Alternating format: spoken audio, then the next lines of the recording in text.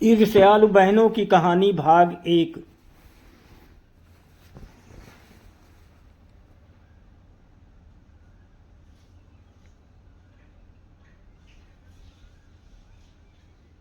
ईर्ष्यालु बहनों की कहानी भाग 1। पुराने जमाने में फारस में खुसरो शाह नामी शहजादा था। वो रातों को अक्सर भेष बदलकर सिर्फ एक सेवक को अपने साथ रखकर नगर की सैर किया करता था और संसार की विचित्र बातें देखकर अपना ज्ञान बढ़ाया करता था। जब अपने वृद्ध पिता की मृत्यु होने पर वो राजगद्दी का मालिक हुआ तो उसने अपना नाम कै खुसरो रखा, किंतु उसने भेष बदलकर नगर का घूमना तब भी जारी रखा, जहां उसके साथ सेवक के बजाय मंत्री होता था। एक दिन इसी तरह नगर भ्रमण करते हुए वो एक गली में जा पड़ा। वहाँ एक मकान के अंदर से स्त्रियों की कुछ ऐसी बातचीत सुनाई दी कि वो कान लगाकर उस दरवाजे पर खड़ा हो गया। दरवाजे की दरारों से झांक कर देखा तो उसे एक दालान में 3 नवयुवतियां बातें करती दिखाई दी। ये तीनों बहनें थीं। बड़ी बहन ने कहा, मुझे अच्छी रोटियां खाने का शौक है। अगर मेरा विवाह हुआ शाही नानबाई से तो मज़ा आ जाए। मझली बहन बोली, मैं तो तरह तरह के खानों की शौकीन हूँ। मैं चाहती हूँ कि मेरा विवाह बादशाह के बावर्ची से हो। छोटी बहन चुप रही। उसकी बहनों ने जो कहना था कह दिया। उसने कहा, मेरा काम नौकर चाकरों से नहीं चलेगा। यहाँ बादशाह से शादी करना चाहती हूँ।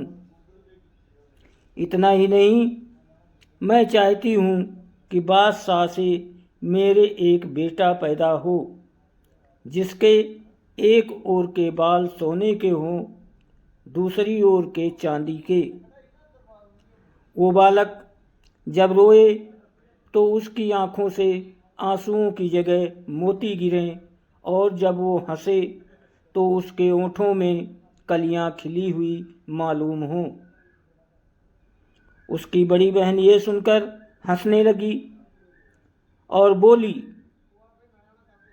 कि तू हमेशा पागलों जैसी बात करती है।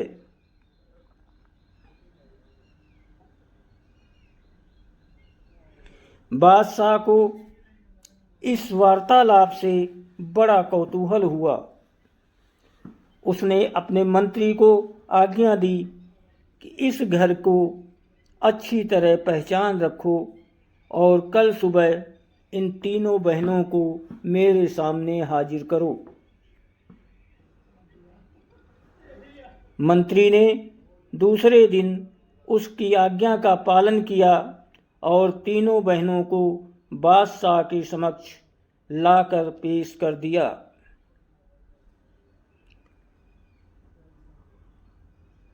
बादशाह ने देखा कि छोटी बहन अपनी अन्य बहनों से कहीं अधिक सुंदर है। वो निगाहों से बुद्धिमान भी लगी। बादशाह उसे देखकर मुग्ध हो गया। फिर बादशाह ने कहा, तुम लोग कल रात को अपने दालान में बैठी क्या बातें कर रही थी? ठीक ठीक वही बताना जो तुमने कहा था। खबरदार एक शब्द भी अंतर ना पड़े। याद रखो कि तुम्हारी बातें कल रात को मैंने खुद अपने कानों से सुनी हैं। गलत बात कहोगी तो मुझे मालूम हो जाएगा।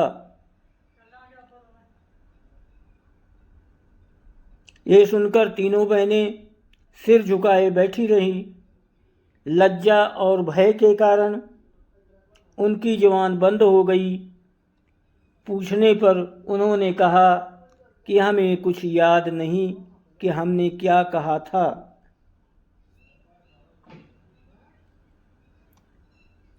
बादशाह ने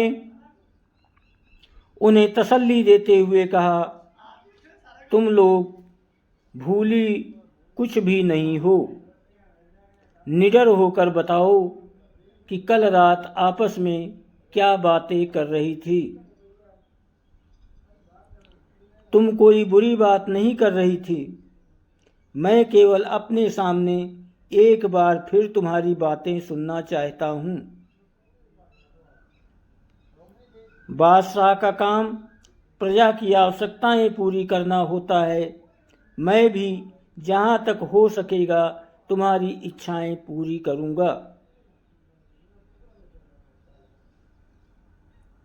हाँ, एक ख्याल रहे कि तुम लोग वही कहो जो तुमने कल रात को कहा था।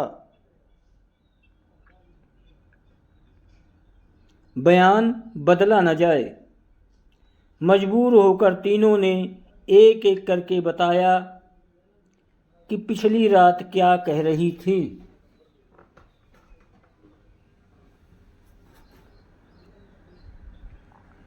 बादशाह सुनकर मुस्कुरा उठा। उसने अपने नानबाई और बावर्ची को बुलाया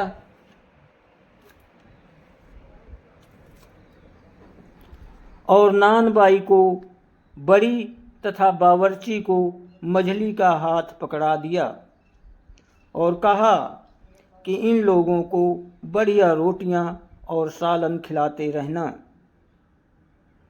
उसने मंत्री को आदेश दिया कि इसी समय काजी और गवाहों से बुलाकर का निकाह पढ़वा दिया जाए।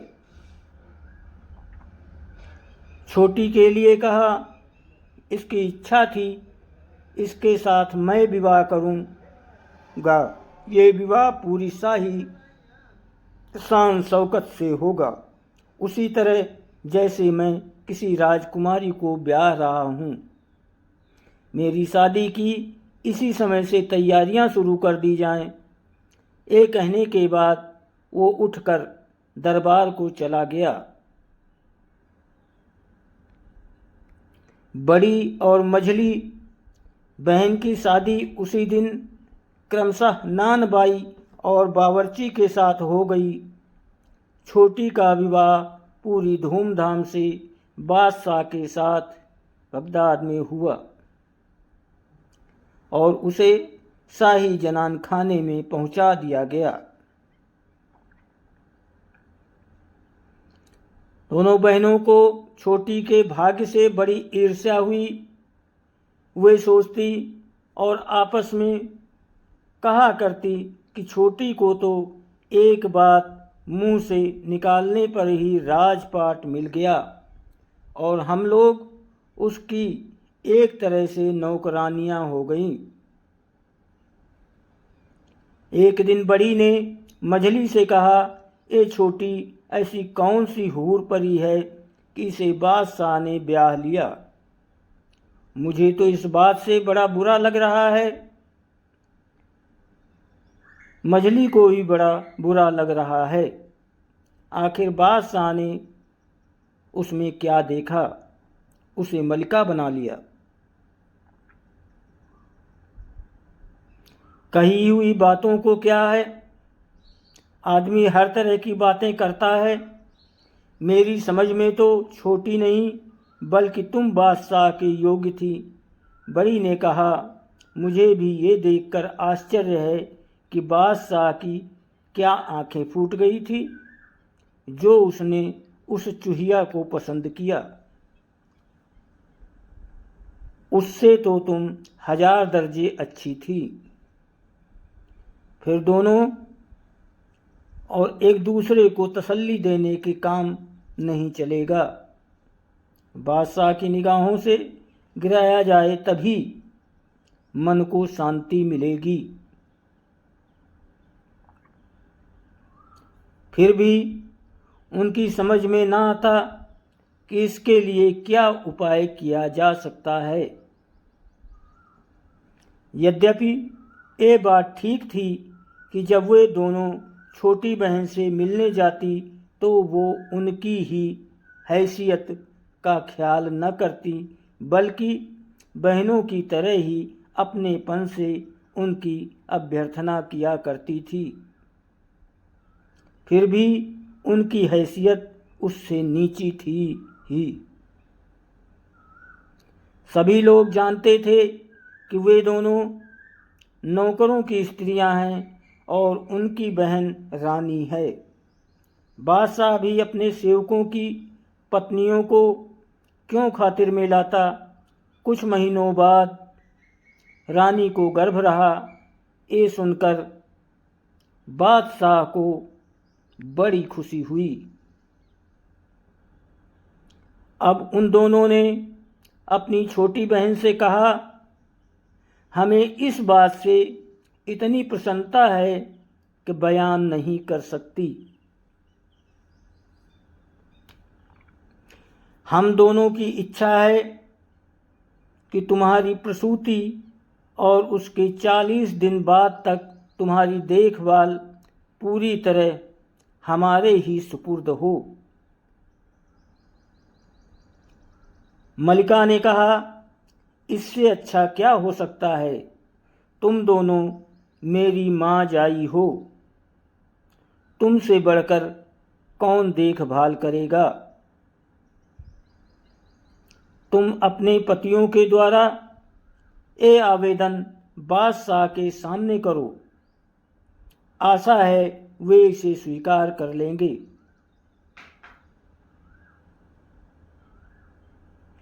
उन्होंने अपने अपने पतियों के द्वारा बादशाह से कहा कि मलिका से पूछकर ही ये अनुमति दूंगा।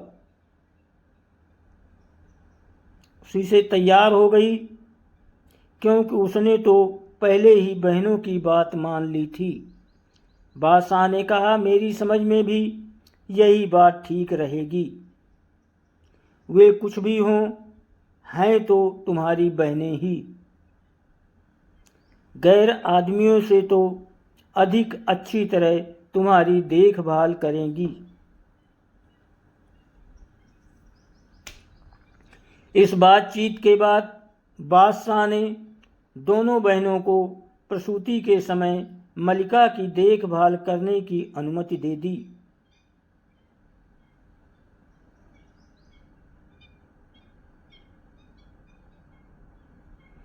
वे दोनों महल के अंदर ही रहने लगी। अब उन्हीं अपनी दुष्टता को कार्यान्वित करने के लिए और प्रसूति का समय आया तो उन्होंने समस्त दासियों के सुंदर पुत्र को जन्म दिया। इससे उन दोनों की डाह ने चुपचाप उस बच्चे को महल के बाहर पहुंचा दिया और एक मरा हुआ पिल्ला लाकर रख दिया। बच्चे को उन्होंने एक कंबल में लपेटकर एक पिटारी में रखा और एक नहर में बहा दिया और महल में आकर दासियों को सिखाया और दिखाया कि मलिका ने मरा पिल्ला जना है। सब लोगों को इस पर बड़ा आश्चर्य हुआ, किंतु बादशाह को जब ये मालूम हुआ तो उसका क्रोध से बुरा हाल हो गया। वो कहने लगा, ऐसा मरा पिल्ला जनने वाली रानी का मैं क्या करूँगा, मैं उसे मरवा दूंगा। संयोग से मंत्री भी वहाँ मौजूद था। उसने समझा बुझाकर बादशाह का क्रोध शांत कर दिया। जिस नहर में ईर्ष्यालु बहनों ने बच्चे वाली टोकरी बहाई थी वो शाही बागों के अंदर से जाती थी। दोस्तों, वीडियो को लाइक और सब्सक्राइब ज़रूर करें। इसका दूसरा भाग आगे आएगा, आप लोग उसको सुनना। आप सभी को बहुत बहुत धन्यवाद और प्रणाम।